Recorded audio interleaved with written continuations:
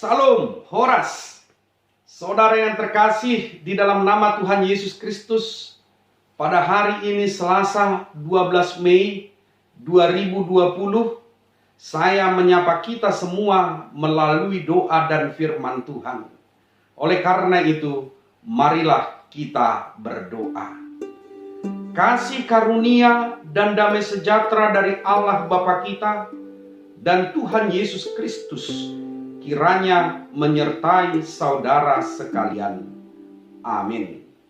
Saudara yang terkasih di dalam nama Tuhan Yesus Kristus, firman Tuhan yang menjadi renungan bagi kita pada hari ini diambil dari Kisah Para Rasul, pasalnya yang kelima, ayatnya yang ke-32. Saya akan membacakannya bagi kita semua.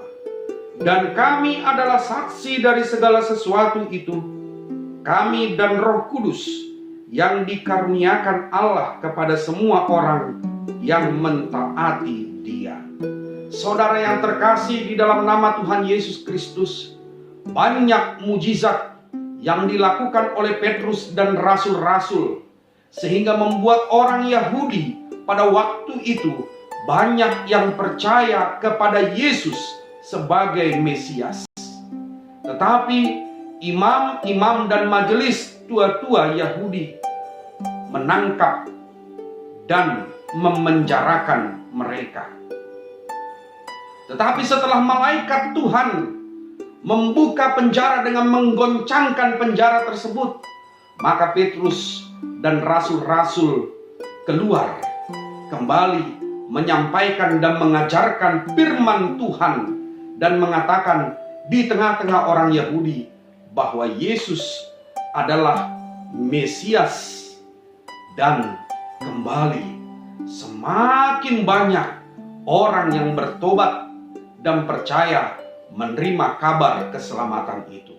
Namun kembali tiba-tiba imam besar, orang Saduki, dan para tua-tua menangkap Petrus dan rasul-rasul itu, membawanya kembali ke mahkamah agama untuk disidang. Dan dalam persidangan itu, Petrus dan rasul-rasul itu menjawab bahwa mereka adalah saksi bersama dengan Roh Kudus yang dikaruniakan kepada mereka dan kepada semua orang yang mentaati Dia. Dan akhirnya mereka dibiarkan pergi. Saudaraku yang terkasih di dalam nama Tuhan Yesus Kristus, kita adalah orang yang percaya dan setia kepada Dia, yaitu Tuhan Yesus Kristus. Sama seperti Petrus dan rasul-rasul yang mengajar itu, kita telah dikaruniai kuasa dari Roh Kudus. Petrus dan rasul-rasul itu memberitakan pertobatan dan pengampunan kepada orang-orang Yahudi pada waktu itu, supaya mereka percaya kepada Yesus Sang Mesias, Anak Allah. Oleh karena itu, tugas orang percaya adalah menjadi saksi Kristus. Hidup kita haruslah menjadi kesaksian yang hidup. Kesaksian yang paling baik adalah kesaksian melalui kehidupan kita. Tunjukkan melalui kehidupan kita bagaimana kita hidup yang bertobat dan bagaimana hidup yang diampuni itu. Hidup yang bertobat adalah hidup yang berubah menjadi baik dan benar.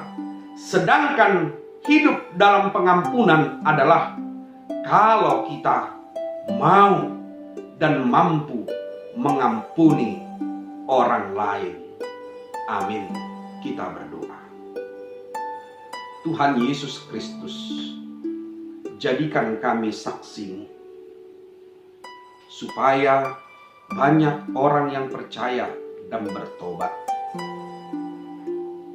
Biarlah kami menjadi saksi-saksi-Mu, memberitakan kabar baik.